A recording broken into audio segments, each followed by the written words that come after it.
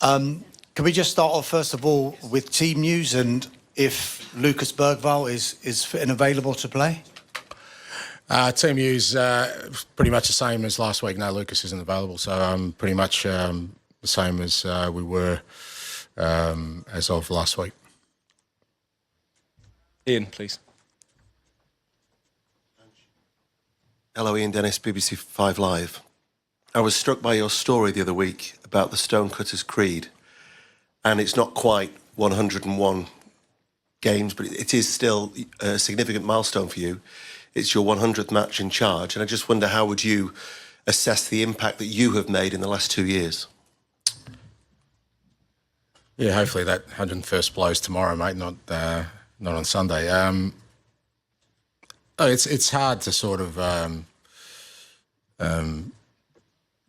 kind of contextualise sort of the challenges of the last couple of years. I guess from my perspective, I came into the club with some pretty clear objectives about what the priorities were for the club in terms of taking over. Tried as hard as I can to kind of stick to that process of getting the club to a position where, they can challenge for trophies and at the same time rejuvenate a squad and change the playing style. It's been a fair assignment, and without its, plenty of challenges along the way. But I guess with such a sort of big game tomorrow, there is an opportunity to kind of fulfil at least the main task I was sort of given, and that is to bring trophies to the club. Just two quick ones, actually. I want to check Pat Matasar, then presumably he's fine, mate. Fine. And secondly, just ask the players, Sonny and Porro, about the barbecue they had. Apparently you were quite keen on the players taking part in this kind of little bonding thing together at the training ground. Just wanted to ask about that. It was player-driven. Mate, I'm an Aussie. I'd never say no to a barbecue, so they didn't have to twist my arm. So, but yeah, no, it was player-driven. The boys felt it was a good time for them to sort of just have a kind of relaxing afternoon. We have the luxury at the training ground of a really nice sort of barbecue area. Unfortunately, I had to fulfil my commitments with you guys, so I missed the best of it. But they're the sacrifices I have to make, mate. Viaplay Norway. It's, of course, a big and huge occasion. Two things, the Champions League qualification and the trophy. But what would be the biggest thing? Is it to win the trophy itself or to qualify for the next season's Champions League? As you said, great prize. You know the significance of Champions League qualification, what it means for every football club to get into the Champions League. It's, there are the obvious benefits, but also you get the opportunity to play against the best in the continent. But the club's been in the Champions League before, hasn't won a trophy for a long time, so that's the most important bit. Hi, Ange. If you win tomorrow night, this is going to be remembered as one of the best seasons in the club's modern history. But kind of conversely, if you lose, it might be remembered for one of the worst league seasons in the club's modern history. I just wondered if you're kind of conscious that you're walking a fine line between kind of two very different types of infamy and history, really. That depends on your outlook, Dan, but I'll tell you one thing, irrespective of tomorrow, I'm not a clown.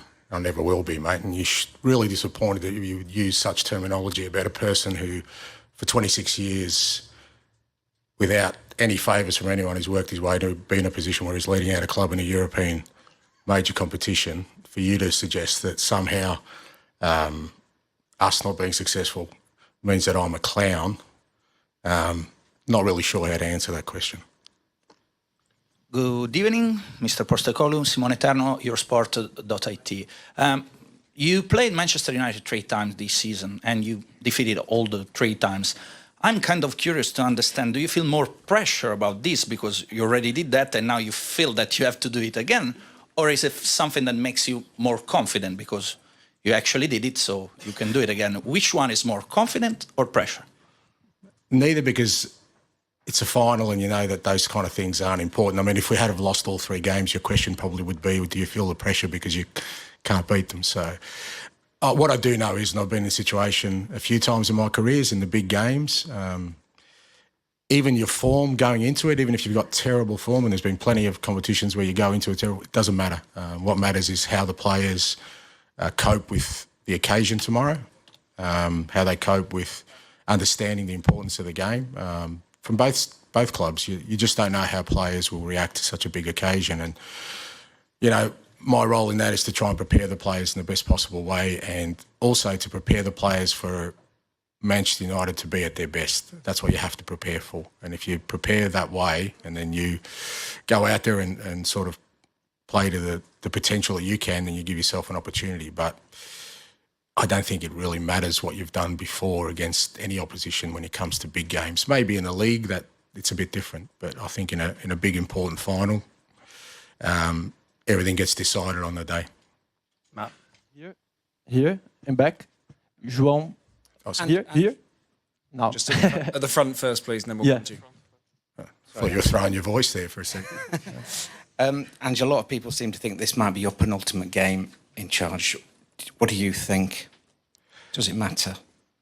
Doesn't matter, really. It doesn't matter, because the reality of it is the opportunity is the same for me, and more importantly for the club. I've said before, whatever happens beyond tomorrow is kind of irrelevant when you think about the opportunity that exists right now, and that is to provide something special for this football club and for the supporters and for everyone who's worked so hard, not just this year, but for the last, however years, 15, 16 years been for a trophy, and 41 years for a European trophy. I think that, if I was worried about my tenure at this football club, fair to say we wouldn't be in this position, because I would have been distracted long ago. I'm pretty good at just sort of making sure that all my focus is on, giving this football club the best opportunity it has had for a while to do something special. And whatever happens after that, mate, I'm very, very comfortable that I'll continue on trying to win trophies wherever I am. Now here. I'm João Barreto from Casé TV. We are from Brazil. I want to ask you about Richarlison. What is the difference when he plays and when he doesn't? What the team gain with him? And I heard that you came to Brazil like years, and you became a Vasco fan. Is it true? I have to be careful about who I support, because maybe I'll coach in Brazil one day and they'll tell me, and I end up, I don't know, it's Corinthians or something, and it'll cause me problems. Firstly, Richie, so pleased for him because he's had a tough time, Richie, not just this year, but since he's been at Tottenham. He's had some injury problems. He's never really had a stretch of games, but, and it's been very tough on him, both physically but also emotionally. But he's in a really good place now. Physically, he's worked really hard on his fitness, and he plays with so much passion and determination. Richie, every time he plays, he just gives 100%. He has quality as well, and it's great to have him in the team. I think for us, he provides something different to our other attacking players. He's already made a big impact for us in the Europa Cup, and particularly in the semi-final. And just really pleased for him that through all the difficult times he's had, he's now in a place where he's fit, he's available, and he's excited about contributing. And I've always loved Brazilian football. I actually played against Vasco da Gama in 1985. They came to Australia, and Roberto Dinamite was playing at the time, and I got his shirt, and I still have it. So every time I visited Brazil, there's always an association with Vasco. Obrigado. Coach, καλησπέρα. Αλέξανδρος Ξενικάκης από την τηλεόραση του Αντένα από Ελλάδα. Πού είσαστε? Εδώ, στο βάθος. Συγχαρητήρια. Θα ήθελα μια πιο προσωπική ερώτηση να σας κάνω. Είστε ο πρώτος Αυστραλός αλλά και ο πρώτος Έλληνας που θα προπονήσει μια ομάδα στο τελικό. Ποια είναι τα συναισθήματά σας εν ώψη της αυριανής ημέρας? Γράφετε ιστορία και για το ελληνικό ποδόσφαιρο. Αν θέλετε να μας πείτε και δύο κουβέντες στα ελληνικά, θα μεταφράσω εγώ την ερώτηση στα αγγλικά. The question is about your personal thoughts.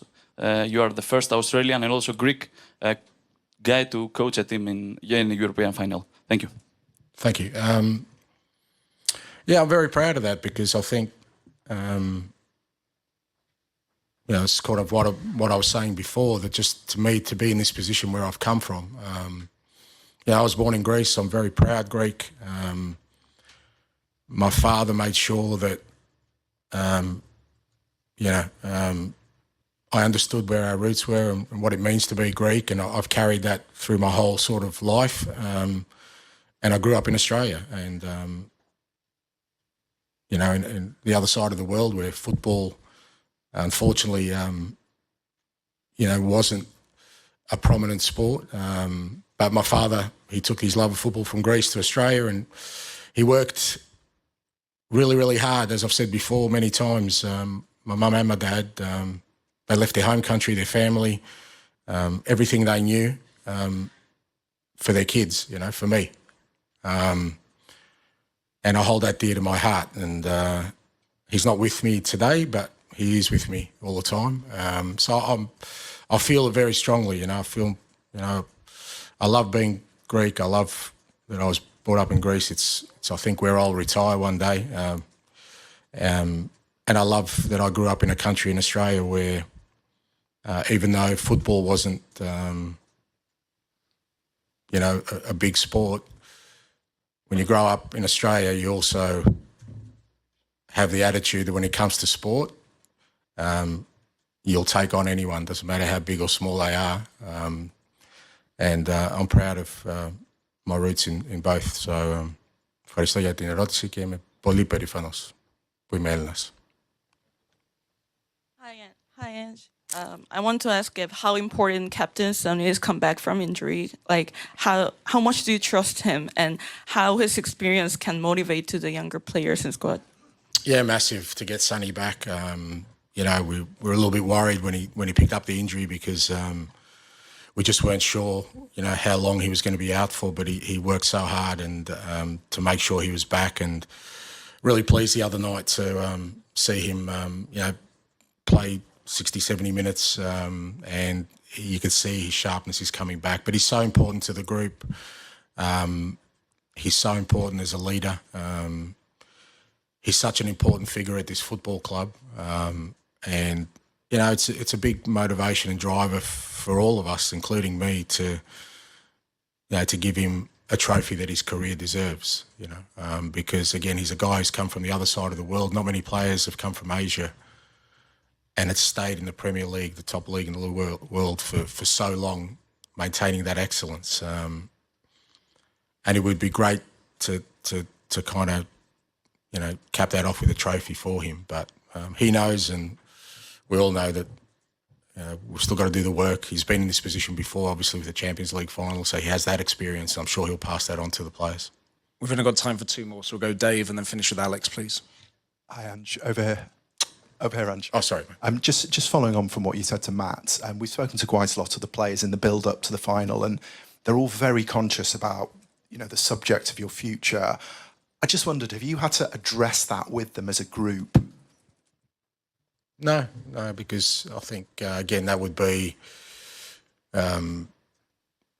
not really helpful in what is before us right now. I've said to the lads from day one, it's nothing's guaranteed in life. Nothing's guaranteed in sport. So you just got to try and make sure you take every opportunity before you, and that's what I've done my whole career. I've been in this position before, where the big game was the last game I managed. It's not unusual territory for me, and I've always navigated that pretty well, because for me nothing's more important than my responsibility to this football club to its fans that tomorrow me and the players' minds are only on one thing, and that is trying to create something special. Well, I mean, I qualified for a World Cup. I left, won the treble with Celtic, and left. So, Alex, to finish, please. Won at Brisbane. I left. It's actually more common than you think. So. That sort of leads on to my question, actually, Ange, because I think the assumption is that your future will be decided purely by the hierarchy in the football club. My future is assured. I don't like. Wouldn't be the first person who changes jobs, mate. We all change jobs. I'm sure you've had more than one job. My future's assured. I've got a beautiful family. I've got a great life. I'll keep on winning trophies till I finish, wherever that is. So don't worry about my future, mate. My future is not entwined with anything. Right, my future is assured, provided, God willing, my health remains and my beautiful family is beside me and my friends. There's nothing wrong with my future, mate. Don't stress, mate. I meant specifically... Sleep easy at night. I will try. I'll be okay. I will try. But I meant specifically at Tottenham. Is there a scenario where you win the trophy and you think, actually, my job is done here? No, because I don't think my job is done here. We're just, I really feel like we're building something, and what a trophy does is hopefully accelerates that. So I still think there's a lot of work to be done. That's quite obvious with the way we've sort of, the challenges we've had this year, which I think are well chronicled. But I think there's some reasoning in that, in the context of that. But also there's been some growth that I'd like to see through. But whether that happens or not it's not that important right now. But I don't think. No, I'm far from think this job's finished, and I certainly feel like, there's some growth there that we can take this club to where it needs to be.